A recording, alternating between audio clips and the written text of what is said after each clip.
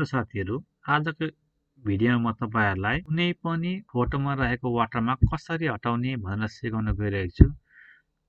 यहाँ हेर्न सक्नुहुन्छ मेरो फोटोमा यहाँ वाटरमार्क छ। यो फोटोलाई म तपाईहरुलाई यसको वाटरमार्क हटाएर देखाउने छु। सुरु यहाँ जानुस् र गुगलमा गएर सर्च गर्नुस् वाटरमार्क रिमुभर। सबैभन्दा सुरुमा यो वेबसाइट खुल्नेछ। यसलाई खोल्नुस्। यहाँ आफ्नो इमेज अपलोड गर्नु होला।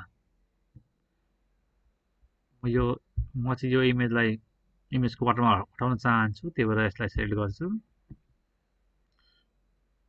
इमेज अपलोड हुँदैछ।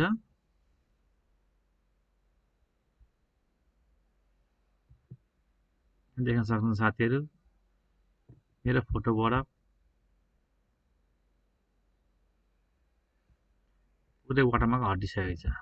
डाउनलोड इमेजमा थिचेर फोटो डाउनलोड गर्नु होला। अब यहाँ देख्न सक्नुहुन्छ